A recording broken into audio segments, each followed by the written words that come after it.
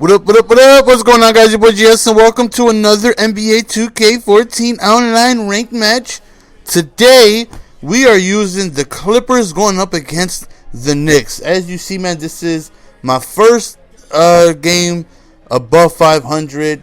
We are 5-4, trying to go on ahead and hopefully be able to go 2 games above 500. You know, we came a long way from when I first started. You know, I understand the game a little bit better.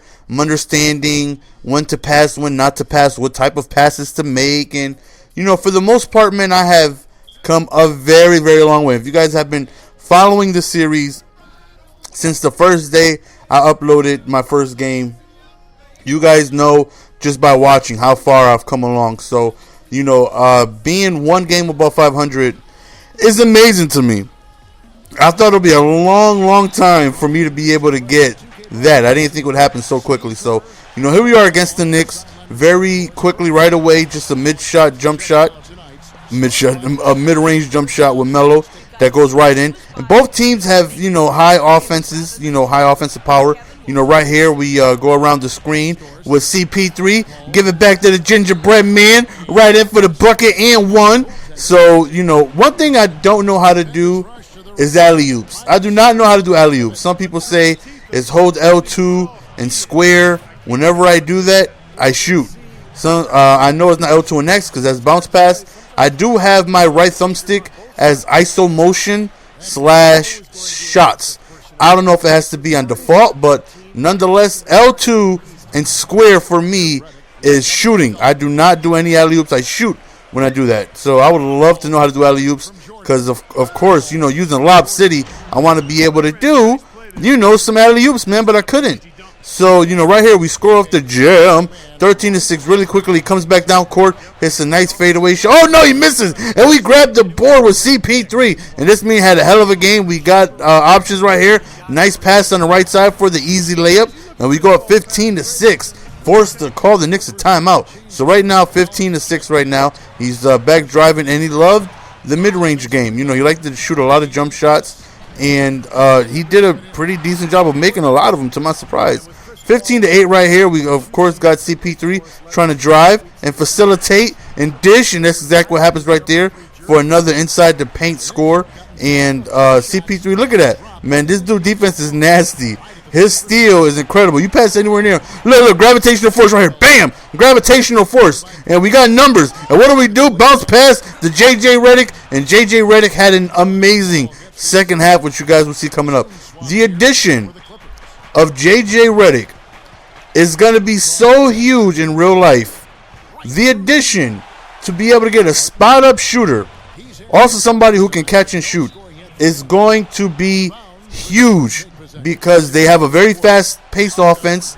They have a very fast break style. You know, they also have guys like Jordan and Griffin who can dunk on everybody and their mother. You know, they also have a very good bench.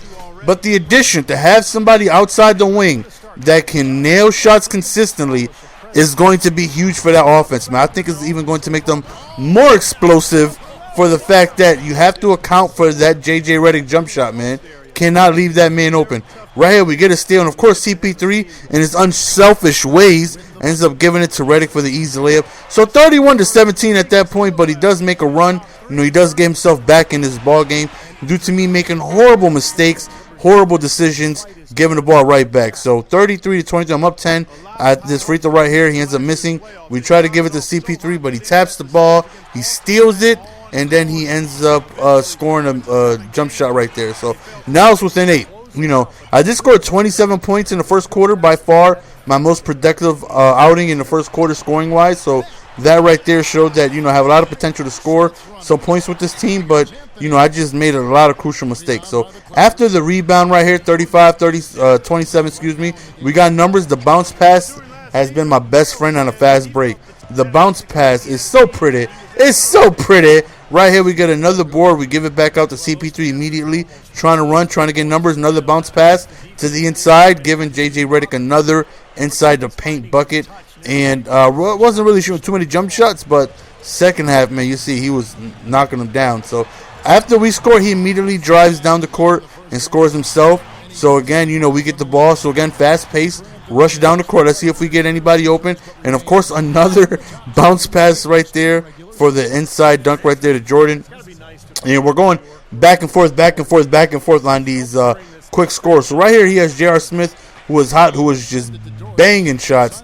Right here, Melo got a mid-range shot right there, which he ends up banging. So you see, we went back and forth for a little while right there, and here we are still continuing, 41-31. Over the top right there, we end up finding somebody inside the paint again.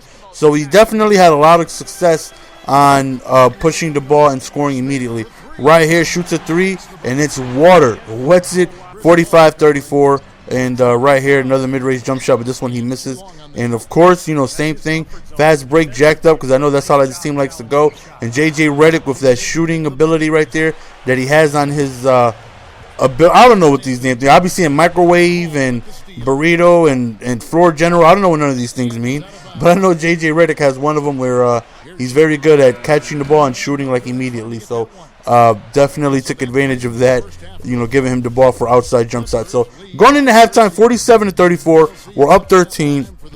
I definitely feel comfortable, but this is where he began to make his run, and I did just like that. Very dumb decisions, bad passes, and it cost me as Melo goes to the jam with the and one.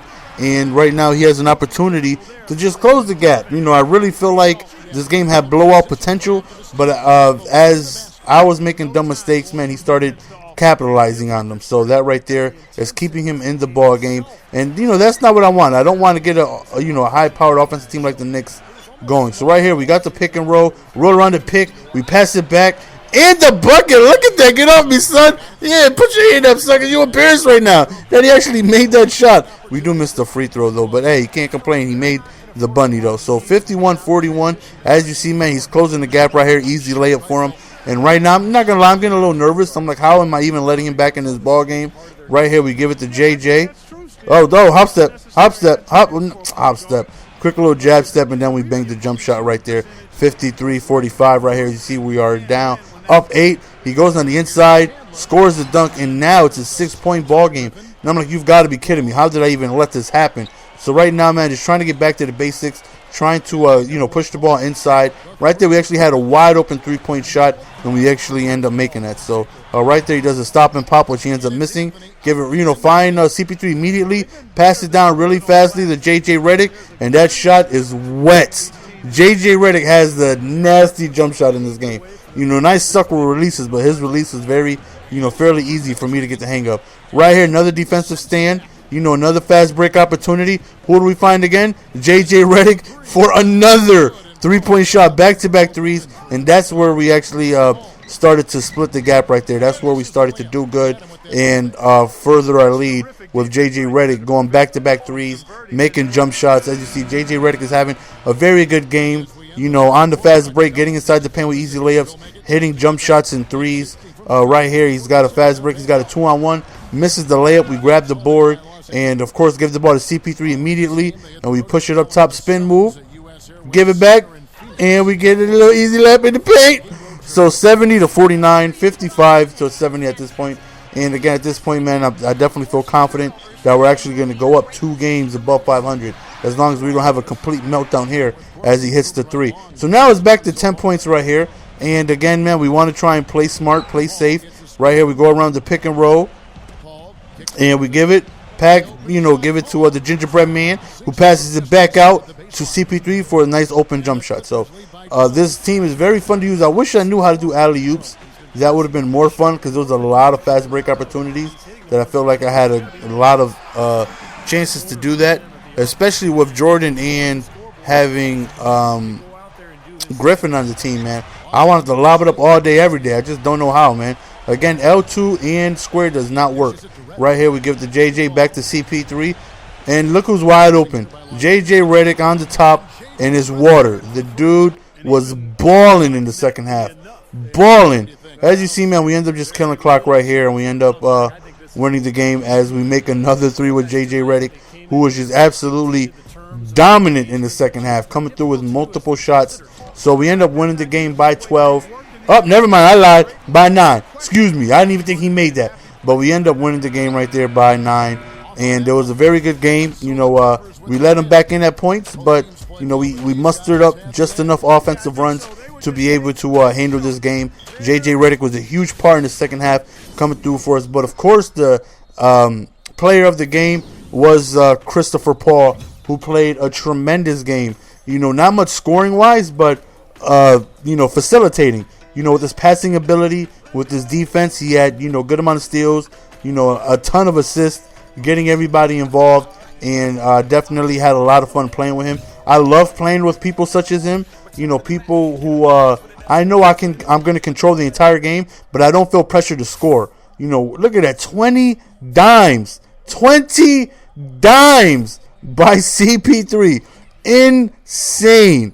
5 rebounds away from a triple-double. I know that's a lot, but he was halfway there. He had a hell of a game. J.J. Redick led the team in scoring. As you see, man, he was very good from three-point range. Very good. Our field goal as a team percentage was very good. Everybody got their fair share of shots. Jordan, Griffin, Paul, and Redick. We all took a, nice even amount of shots. It was actually J.J. Redick, though, who started heating up in the fourth quarter, and that was the difference maker.